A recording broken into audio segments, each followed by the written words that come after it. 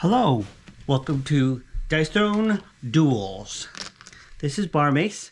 I just want to give kind of like a quick instructional video and maybe a little overview of called Marvel Dice Throne missions.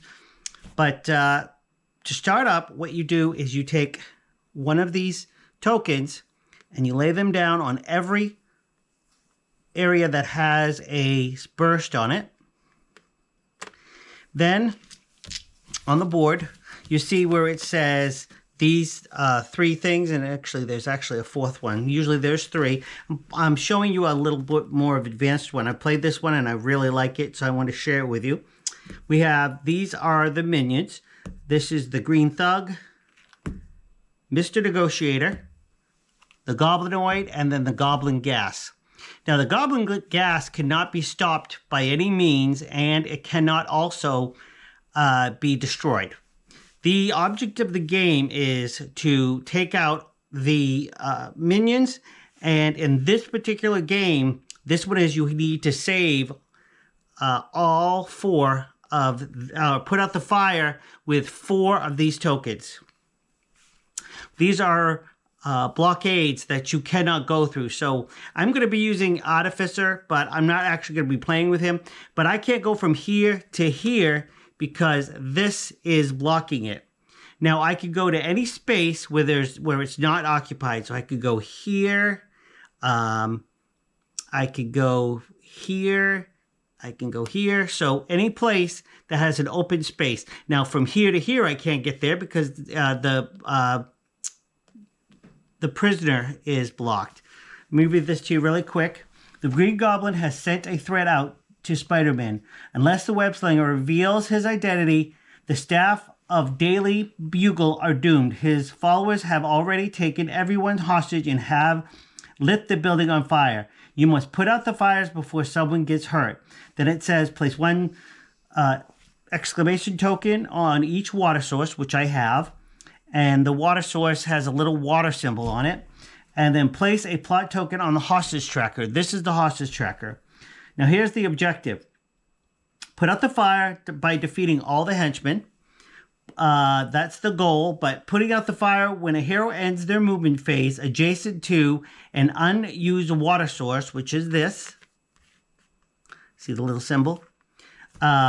Move its plot token on the fire. When the fire has 4 plot tokens on it, the fire is put out.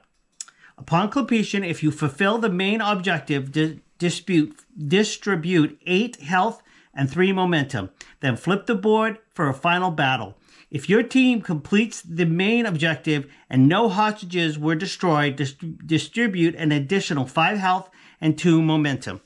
And I'll get into momentum in a second. Okay, so you have the momentum card here. And then you also have a mission setup, and on the other side is the turn phase. So the mission setup says, starting health based on the number of heroes. 1 is 45 health. Let me bring it up just a little bit higher. 1 is 45 health, 2 is 30, 3 is 25, and then 4 is 20. This is a 4-player game. Start with, and let me just preface this. If you don't know how to play Dice Thrones, then you need to go to my other video to learn about how to play Dice Thrones, because this will not make any sense. Okay, at the start, you start with 2 CP, 4 cards, correct level momentum card, and momentum 0. So you have correct level momentum card. So we're on the first level, but there's 5 levels to it. I'm on momentum number 1, so that's where I've got that. Okay. Choose a mission. Deal 3 face-up allies. Those are my 3 face-up allies.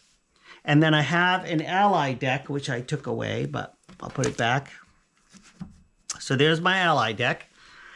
So as I'm going through, if I take an ally, then I replace it with this ally, and I just continue on until, we have allies filled. And again, I'll explain the allies in a second here. Create an enemy die. So it's always going to be 2 red dice and 2 black dice. They have the same symbols on it, but you add one you add 1 for every person that's playing. So you have 2 red dice, 2 black dice, 3 if there's 4 players, 3 players, 4 if there's 4 players, and 5 if there's 5 players. So basically, in a video that I'll be putting up soon, we played with 6 dice because we had 4 people playing, so we added 4 dice, and it came out to be this. Let's see, roll to determine start player. This is the start player token, so you hand that to the person whose turn it is, and then they hold on to it until the end of their turn. Place your pawn near the map. Point crisis clock straight up, then roll 1 die. So what happens is I start like this, and this is only the first turn. I start this, and then I roll a die, and it starts with a 1. So if I'm going, let's just say that I start with a 3. So I go 1, 2, 3. Each time a crisis clock moves past or on a symbol, you have to do what the symbol says. The first time you roll to start the game, you don't. You just place it where it is by the roll die, and you just start the game.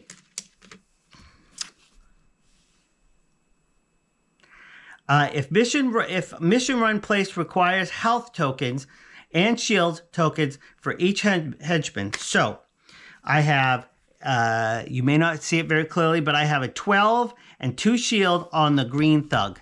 So here's a green thug. It's 12 and 2 shield tokens. This is an 8, 3 shield tokens, and so on and so forth. You just follow each one in the corner here. Of course, the goblinoid is a 20. Yowza. So that's that. I set that up. Place random boost tokens on each space with a boost symbol. So there's your boost symbol, and that's each token. Perform any scenario-specific instructions, and then apply any unlocked perks that will come later. So now I've set it all up. I'm ready to play. So the first thing I do is I pass the start player token to the person that is first. And a lot of the stuff the first player is going to do, but a lot of the stuff, this is a cooperative game, but in most places you're going to be doing things at the same time. So pass the top player. I did that. Collect all boost tokens in your space. Gain benefits of the face-up tile. So, for instance, I start here at the entry, and let's just say I want to go, I'd like to save this guy. So I'm going to go here, and I'm going to attack this guy. So I go there. So once I've taken the token, then it says heroes do the following simultaneously. They do their upkeep phase, income phase. They skipped the income phase on their first turn like all the other ones. Do the main phase and then the offensive phase. So we're doing this all together, but the heroes will do the upkeep, the income, and then the main phase and the offensive phase. Once they have completed this part, then what they're going to do is they will say, I am ready to attack. Once everybody says that they are ready to attack, then they do their attack. And let's just say this is a really good one. I did 6 points of damage. Well, this token takes 3 points of damage, and this token takes 3 points of damage. And then I can hit him with the 8. But let's just say, for instance, I say, well, I'm only going to do 1 point of damage. One of the shields, you are actually looking at 2 shields and not 6 shield. You're looking at 2 shields that have 3 points apiece.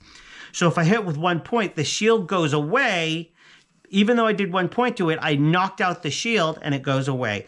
And then if I do a bigger hit, then they have to absorb this and then they get to this. So, okay. So I've taken this person out, okay? My turn is done. Again, if you watch the dice throwing video, you'll see how the upkeep is, the offensive phase, and all that stuff. So once I attack, then let's just say he has 1 point of health. I'm just going to use that as an example. So now it's his turn to attack. So when you do the attacking, it says here, targets are resolved. All heroes have declared attack. We've done that. Finish hero turn simultaneously. So they do their main phase again. And then they discard cards, and then it's now time for enemies to do their upkeep, and then they roll. So when you roll the dice, what is going to happen is these symbols are every attack. So we could actually get attacked by all 4 of these. But rules here are that this one says multi-strike. So multi-strike means I can attack more than one person that's in my area. This is a melee, so he has to be within range. So if I'm over here, he can't attack me because he's not in range. He's not adjacent. This one is also melee. Same rule applies. So if I'm standing next to him, he can attack me. If I'm not standing next to him, he can't. But whatever I roll and he takes, this person is also going to take it because they're next to them. And this one has multi-strike. Now, this goblin is something different. He has something called multi-strike range. Same applies to this, except this is him right here, he can attack all the people on the board. So all the players on the board will take whatever damage that he puts out. And then last but not least is the Goblin Gas. That inflicts poison, deals 2 collateral damage to all heroes. So they're all taking 2 points of damage. So that kind of stinks. Okay, so I roll the dice. I've done my turn. I'm completely done with my turn. He's got 1 health left. So we're going to roll the dice. And I rolled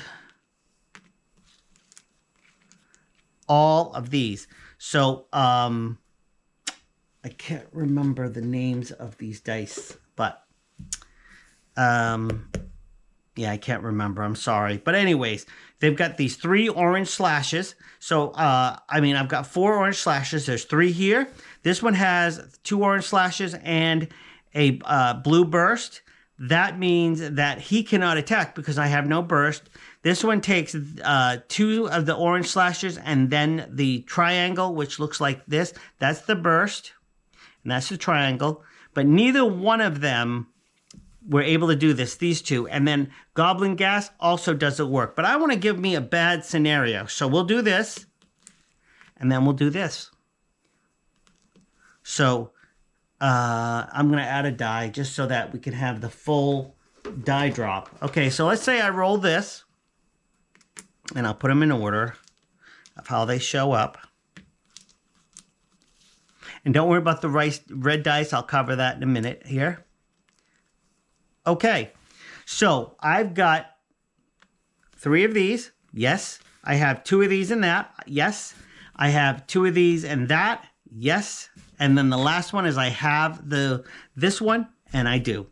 So first thing, multi-strike, melee damage, deals 9 points of damage, so my person would take 9 points of damage. This one says multi-strike melee, inflict barbed wire, deal 9 damage. This one says multi-strike range, inflict burn, deal 4 damage. And this one says inflict poison and deal 2 collateral damage to all heroes.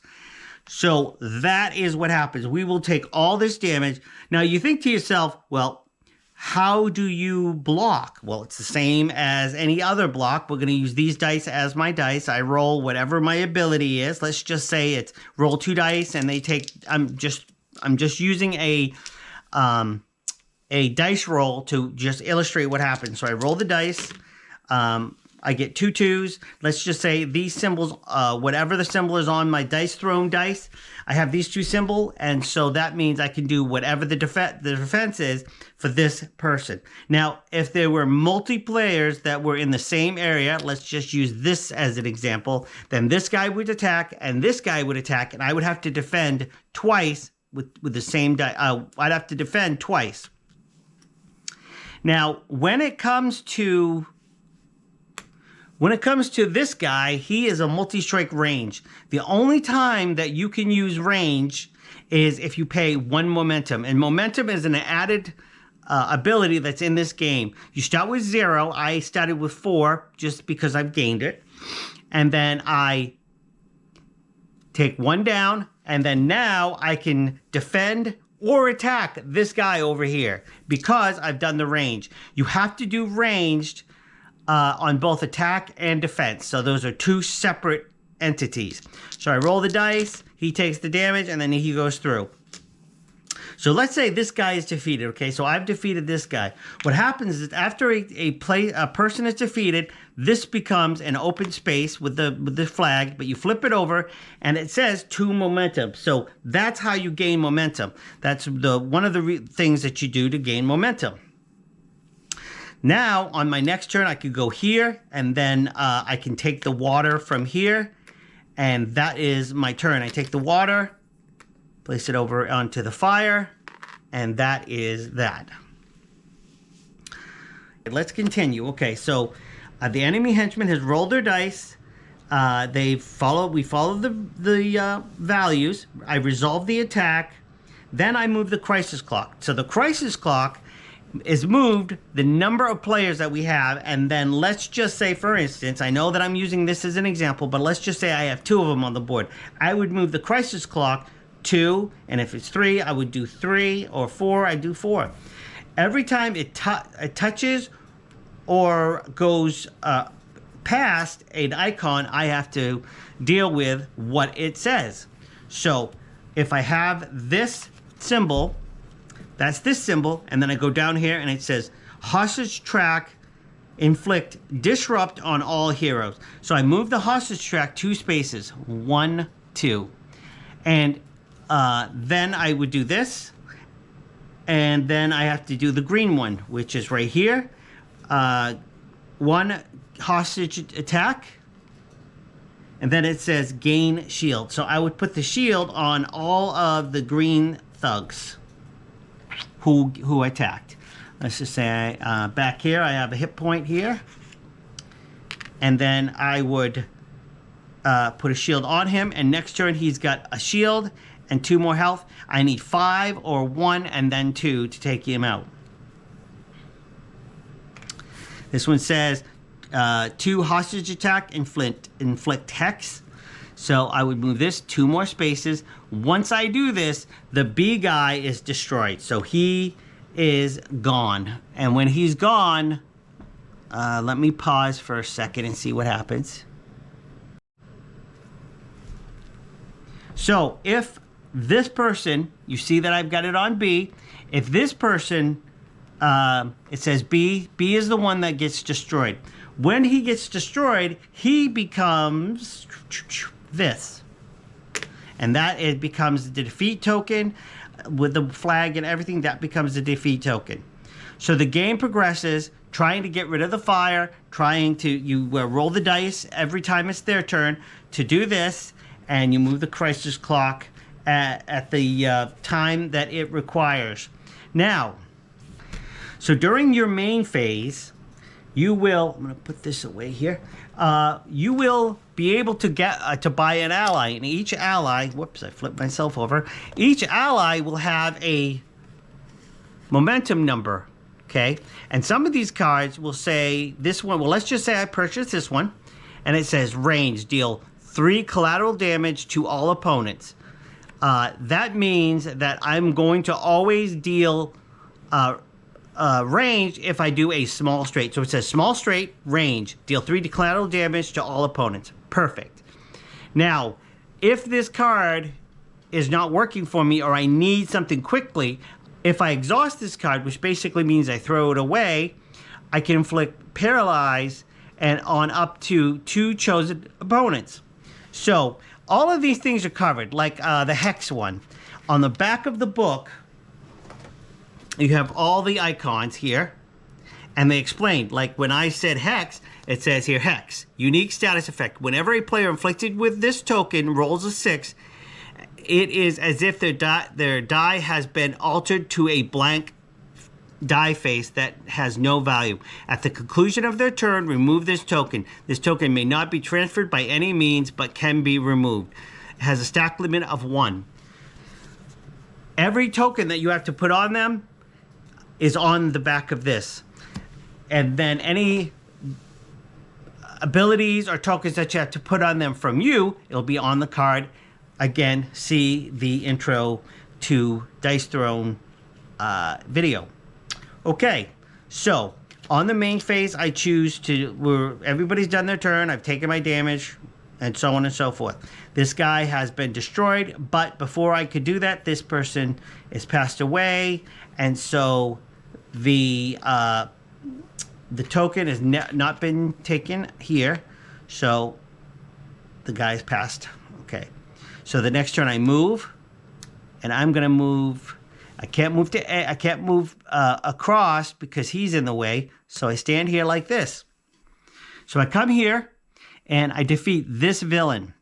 So I need the water token off of here, and this guy is still alive. Once this guy is defeated, then I automatically get the water token, put it over here, and again, same thing as the other one. I place this token here, and everybody, I get to choose who was going to get the momentum. Since I'm the only player, I would be getting the momentum. If there's more players, you can decide who gets what.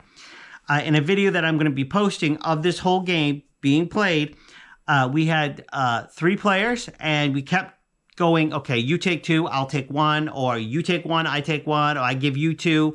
Every time this is flipped over, you always get 2 momentum.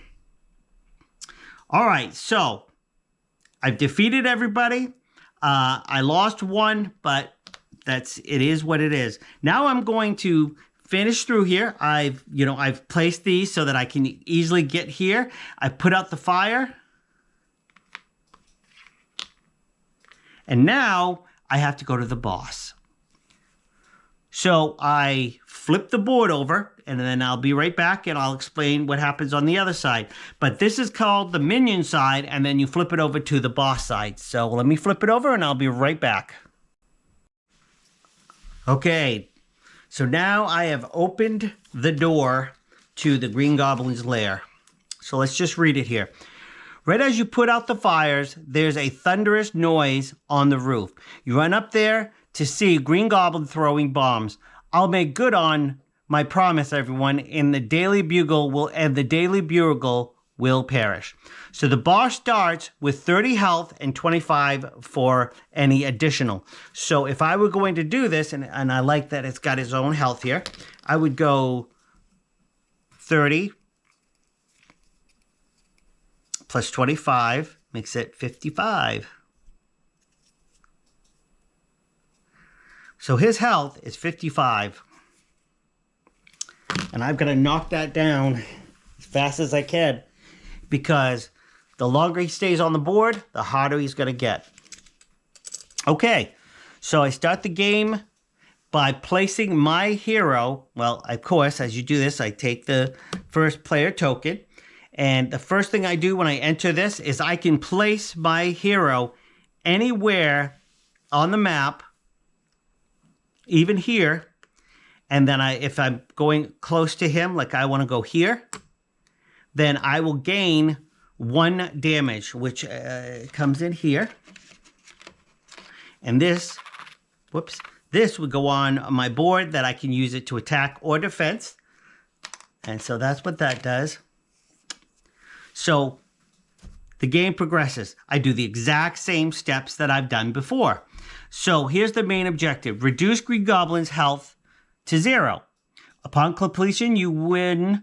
The Daily Bugle is saved from disaster, and all the attackers are taken into custody. These are the crisis abilities. I will cover them as we go through them. And then, so each one of these also has, some of these also have numbers that go from 1 to 6.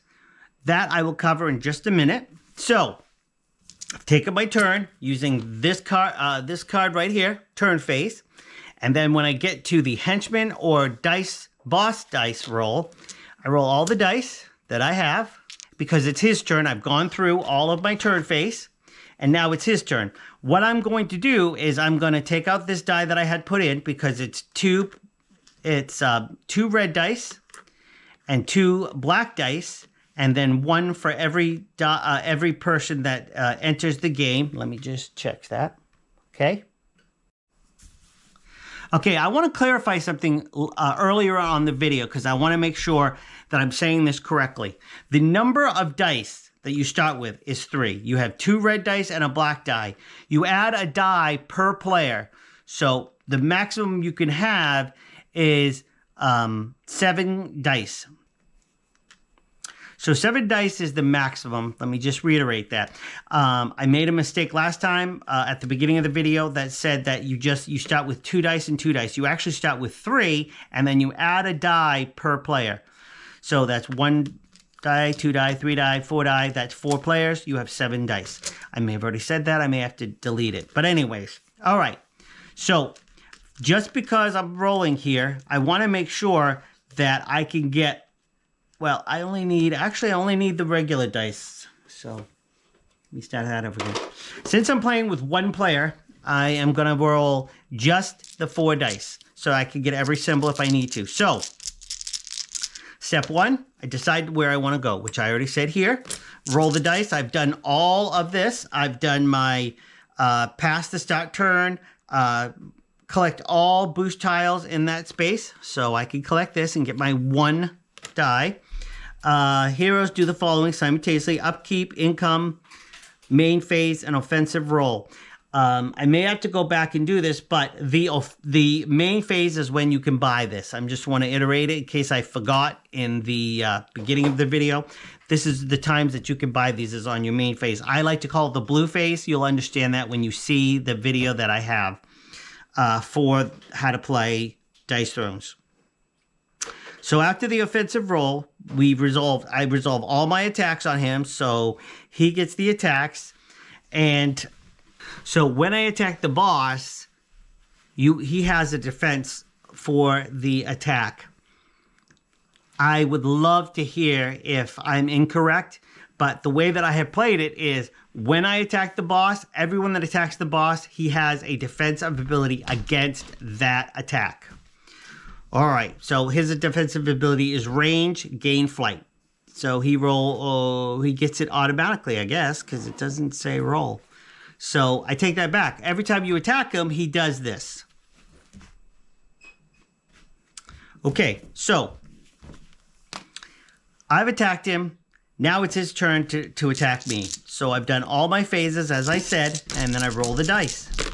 And I have the slice, I don't have the burst, and I do have the 6, which is the triangle. Skip this, I don't have the burst.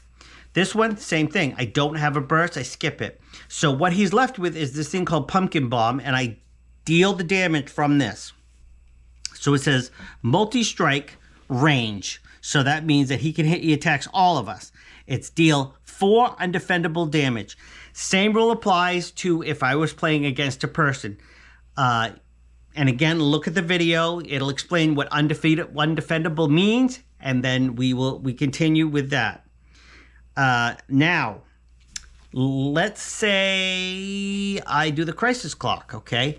And I go to the crisis clock, and let's say I move it 3. 1, oh, actually, I roll the die just like the other one. I forgot to do that. Roll the die just like the other one. I move this 6. So it goes 1, 2, 3, 4, 5, 6. Nothing happened on the first time because I had to set it up. Now that I've done this, now I just move it to the blue side, the next one, because there's only one of us, it's blue. Blue says remove 2 random negative status effect tokens from yourself, which is him. So if he had any negative effects on him, he would get rid of them. If we go to green, it says roll 1 die per hero, gain shield for each slice rolled. So I'd roll let's say there's just me, so I would roll this, and I've got a burst. Burst does nothing, so I'm good. Then I go to the blue. It says remove 2 random negative status effects from yourself, and then the red one is you have 1 less negative status effect token, activate Pumpkin Bomb, and its crit effect against all heroes. So let's go back to this, okay? When I roll this, remember that I didn't have any bursts, but I had this. So we look at the red die. Let me pause this a second. Yeah. Sorry about that.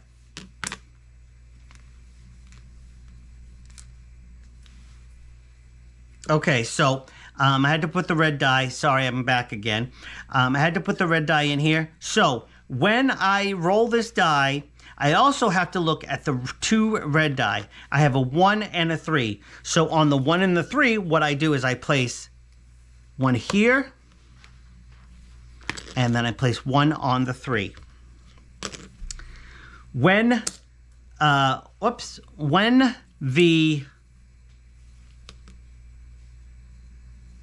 red dice, it has a token on here, I take the token, and that becomes my token until the end of his turn, I think. Let's try. Hey everybody, I forgot a crucial point. So when the villain attacks initially and use the red dice to place the crit tokens down, you will then, after the attack has happened, you will look at what attack it is, and then what you will do is you will use the crit that's underneath the attack to give the effect of whoever was standing on the crit at the time.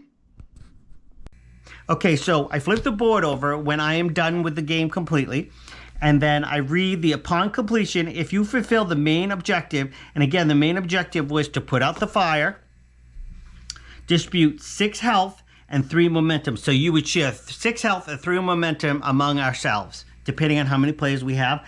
Now, a perfect reward means that we have done this. We defeated all the henchmen. We've saved all the people. And we also had defeated Green Goblin. Then we get what's called a perfect reward. If your team completes the main objective and no hostages were destroyed, distribute an additional 5 health and 2 momentum. So we have to save all the guys. This is a little different. Usually you have to defeat all the minions, but this one basically says we have to save all of the hostages. So there's A, B, C, and D. So if we do all this before this one gets destroyed, then we get the perfect score. Now I just want to tell you, I don't have it on the board, but that tells you what happens. So you could maximally you could get 11 health and 5 momentum that you could distribute between yourselves. Now in the book, and I'm not really sure why they didn't put it on the board, but in the book it also tells you this, and I want to share something also with you. As I do this, I'm going to be pulling out something else so that you can see this. Okay, so if you want to play the full adventure, then you pull out this sheet, and if we've done, it says here right on the book that I get, these are called perk points. If you do not complete any side of the mission, you get 0 perk points.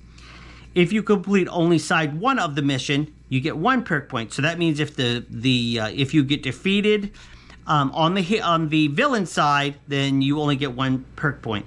If you completed both sides of the mission, so I did the mission, doesn't matter if I did a complete or anything, I finished the mission on one side, flipped the board over, and I finished the mission on the second side, which was defeating the villain, then I would get 2 perk points.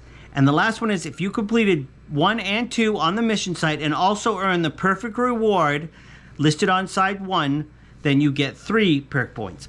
So perk points are actually dots on here. So for instance, if I put a dot here, that means I can increase my starting health by 1. If I do 3 of them, so I have 3 perk points, I can put them all here, and it says at the start, a chosen enemy is inflicted with focus fire. Focus fire is a negative effect, and it's not nice. At the game start, gain 1 momentum. So you start the game with 0 momentum, but this one you can start with 1. And then the last one says reroll an enemy die. So I get to do it once in the game, but I can take one of their dice and roll it again. On the back of this,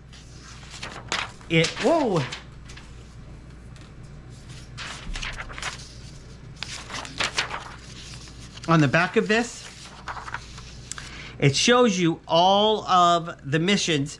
So you have 2 easy difficulties, hard difficulties, more difficulties. Well, basically level 1, level 2, level 3, level 4, and level 5. Something else that I wanted to drop down here is that there are a couple thoughts I have. The first one is that